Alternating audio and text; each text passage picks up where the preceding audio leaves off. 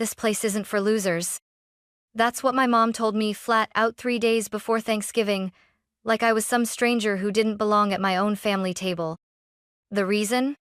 My little sister was bringing her boyfriend home to meet everyone, and apparently, my job fixing 18-wheelers and getting grease under my nails was too low class for the occasion. "He's from a well-off family," Mom said, "and Lily wants everything to go perfectly. You understand, right?" I just nodded. I didn't argue. I didn't cry. I didn't tell them that I'd already bought a scarf for Mom and a watch for Dad, or that I'd rearranged my work shifts to be there on time. I simply said, "I understand." But 5 days later, they showed up on my doorstep panicked after finding out the truth about Lily's boyfriend. And about me. I had just come home from a 12-hour shift at the shop, hands still stained with oil, when I decided to call Mom. I wanted to ask what time dinner would start on Thursday, if I should bring my usual green bean casserole, or maybe finally try making that bourbon pecan pie from Grandma's old recipe. But the second Mom picked up, I knew something was off. "Erin, honey," she said slowly, her voice overly cautious, like she was walking a tightrope. "This year, things are a little different." I froze, still standing in the hallway with my boots half off. "What do you mean?" I asked. There was a pause on the line so long I thought the call had dropped. "Well," she finally continued, "Lily's bringing her boyfriend home for the first time. He's very successful, went to Harvard, works in venture capital, and she wants everything to go perfectly." I stayed silent. Mom hesitated, then delivered the final blow. "She's a little worried your presence might feel out of place. You know, your job, your style." My style? She meant the flannel shirts, the ponytail, the hands that, no matter how hard I scrub, always seem to carry the scent of engine oil. "Lily just wants to make a good impression," she added quickly. "You understand, right?" I could have told her that I'd already bought her a scarf woven from alpaca wool, imported from Vermont. That I'd special ordered a watch engraved with, "For Dad, thanks for teaching me to fix everything," because even if we didn't talk much anymore, I remembered. I could have reminded her that I'd covered Lily's rent that one year she couldn't find work, no questions asked. But I didn't say any of that. Instead, I closed my eyes and said, "I understand." Then I hung up. I stood there in the hallway of my little house for what felt like hours. The floor creaked beneath me. A draft came through the windows I still hadn't caulked. Outside, snow had just started to fall. I walked into the kitchen, set the wrapped gifts on the table, and sat down in silence. The phone didn't ring again. Thanksgiving morning arrived with a soft hush of snow blanketing the rooftops and trucks outside. The whole world felt still, like it was holding its breath, but my house was quieter than ever. No sound of football on the TV. No scent of roasting turkey. No clatter of dishes or arguments over how long to bake the pie. Just silence. I stayed in bed longer than usual, staring at the ceiling. Around 9 a.m., I finally got up, threw on a hoodie, and made myself a simple breakfast: 2 eggs and toast. The scarf I bought for Mom still sat in its white gift bag on the kitchen table. I didn't touch it. Around noon, I packed my toolbox, drove across town, and stopped at Mrs. Halpern's house. She was a retired teacher I'd helped a few times before with her old pickup and busted water heater. 2 days ago, she left me a voicemail saying her garage door opener was stuck again. She answered the door wrapped in a thick cardigan, her eyes lighting up like I was the only visitor she expected that day. "You're working on Thanksgiving?" she asked gently. I shrugged. Better than sitting around doing nothing. She gave me a knowing look and just said, "Coffee's on the table." Fixing her garage opener only took 40 minutes. I stayed a little longer though, helped her carry in firewood, changed the batteries in her smoke detector, listened to her talk about her late husband, who always carved the turkey with too much flair. Before I left, she handed me a slice of pumpkin pie wrapped in foil. "In case you forget how good home can still taste." Driving home that evening, I passed by my parents' street. All the lights were on in their house. I could make out figures through the front window, laughter, silhouettes holding wine glasses, the golden halo of celebration. I didn't stop. Back in my place, I lit a fire in the small stove, curled up in a chair, and stared at the pie Mrs. Halpern gave me. It wasn't the one I'd grown up eating. It didn't come with whipped cream or a crowded dining room. But it was warm. And it was enough. For the first time in years, I had no one to impress, no one to disappoint, just me, and the quiet. And strangely, I didn't feel lonely. I felt free. I used to think there was something wrong with me, like I'd missed a memo everyone else got about how to belong. Growing up, our house wasn't rich, but it was tidy, proper, image-conscious. My mom, Ellen, was the type who ironed pillowcases and served lemonade in mason jars with matching straws. Dad, Mark, worked in city planning, quiet but proud. And Lily, my younger sister, was always the golden child. She was born with soft curls, a perfect smile, and a gift for performance. Dance recitals, speech tournaments, the school news anchor. She floated through everything like it was choreographed. I was the opposite, loud when I was supposed to be quiet, stubborn when I should have smiled. While Lily went to prom in a white stretch limo, I was under my first car changing brake pads with a flashlight in my mouth. She went to college for public relations, ended up on morning TV in Denver for a while, then came back home when that fizzled. Still, in my parents' eyes, she sparkled. When I said I wanted to go to trade school to become a diesel mechanic, Mom pursed her lips like I'd just said I was joining a circus. "Erin, you're too smart for that," she said. "Why not something more respectable?" I remember that word, respectable. It came up a lot. When I landed my first job working at a trucking depot, Dad didn't say, "Congratulations." He just asked, "Is that safe for a girl?" No one came to see the first shop I managed. No one asked how many certifications I earned, or how many trucks I'd rebuilt from the chassis up. But they watched Lily's news clips on repeat, sent her social media posts around the family group chat with emojis and hearts. I never resented her for it, not really. She just fit into the world they wanted to see. I didn't. Still, I tried. Every year on Mother's Day, I showed up with fresh lilies. I fixed Dad's lawnmower without being asked. When Lily's apartment flooded last winter and she couldn't make rent, I wired her $200 and never brought it up again. And yet, at the first sign of discomfort off perceived embarrassment, they cut me out. Not even a conversation, not a defense. Just, "She doesn't want you there." It didn't break me, but it confirmed something I'd known for a long time. I was family by birth, not by belonging. So I stopped waiting for a seat at their table and started building my own. People see the oil stains on my overalls and assume that's the whole story.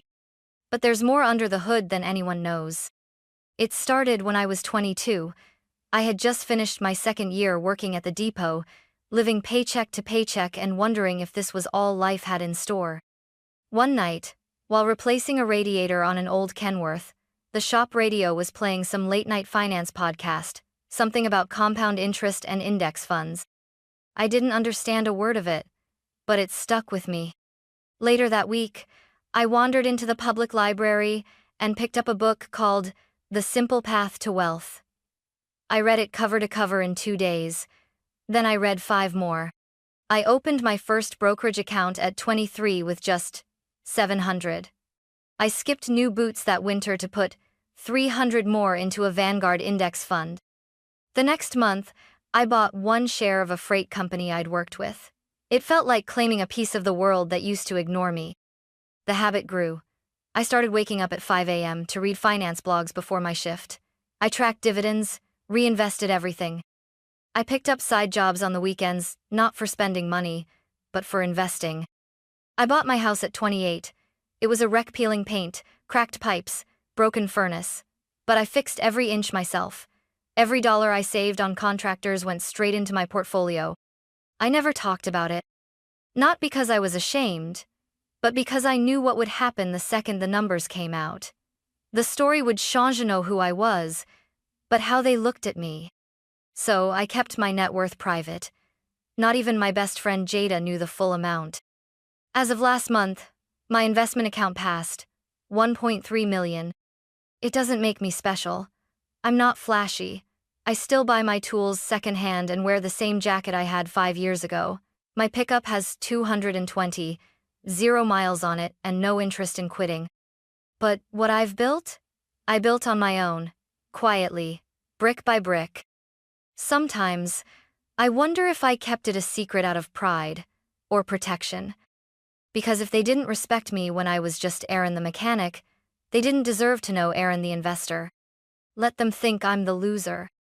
They've never met the woman behind the steel-toed boots. It was 5 days after Thanksgiving. I was in my garage, halfway under a flatbed truck, replacing its starter motor, grease-coating my forearms, when I heard a car pull up outside, then doors slamming shut. I wiped my hands on a rag, stepped out into the cold December air, and froze. There, standing in my driveway, like ghosts summoned by shame, were my parents and Lily. Dad looked stiff in his pressed coat. Mom held a tin of cranberry muffins like it was a peace treaty, and Lily looked furious. "Aaron," Mom called, voice overly cheerful. "We thought we'd drop by. Check in on you." I crossed my arms and leaned against the garage door frame. "Check in?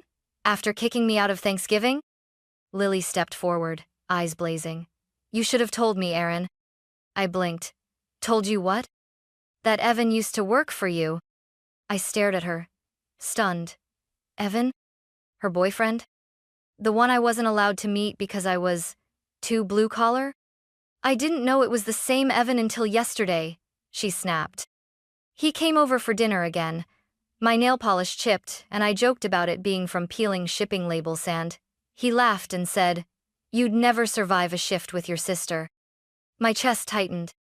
"He told us everything," she continued, arms crossed. "About how you gave him his first real shot in the shop. How you trained him from scratch. How you stopped your boss from firing him after he totaled that client's axle. He said he wouldn't even have a career without you." Mom's face was pale now. Dad rubbed the back of his neck. "Then," Lily said, voice trembling, "he told us about your investments. About how you taught him the difference between gambling on meme stocks and building long-term wealth. How you showed him your spreadsheets, Aaron." She was shouting now. "He said you have over $1 million tucked away, and you never told any of us?" I let the silence hang in the air, like the fog of engine smoke. "No," I said finally. "I didn't." Mom stepped forward, voice small. "We had no idea, honey." I looked at her, then at Lily. Would it have mattered? Would I have been invited if Evan hadn't said something? They didn't answer. Dad cleared his throat. "It's not about the money, Aaron." I laughed. "Isn't it?" Lily's eyes shimmered not with tears, but humiliation. "You made me look stupid in front of him." That cut deeper than I expected. "I didn't make you do anything," I said flatly. "You chose to be ashamed of me before you even knew me." Mom looked down at the tin in her hands, then back up. "We came to apologize, and we wanted to talk." She glanced nervously at Lily. "Evan's starting a business, something with auto parts distribution. He thinks you two should meet again. Maybe work together. Combine your strengths." There it was, the shift, the real reason. Not guilt, not love. Opportunity. I exhaled sharply and stepped back into the garage.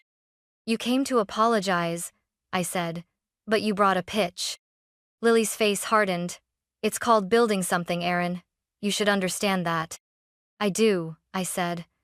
"That's why I built it without you." Then I turned, walked inside, and left them standing in the cold.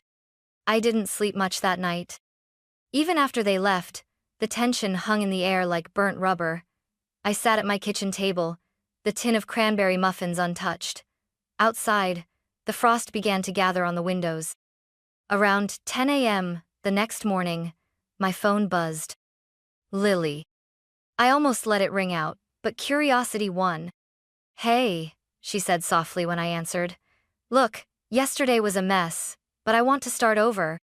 I stayed quiet. "I talked to Evan," she continued, "and he really thinks this business idea could work with you on board." "Because of my money," I said flatly. "Because of your experience," she corrected quickly. "And sure, okay, the capital helps too. But he respects you, Aaron. He sees what I didn't. There was a pause. I know we've never been close, she said. But maybe this is a chance to change that. To build something, as sisters.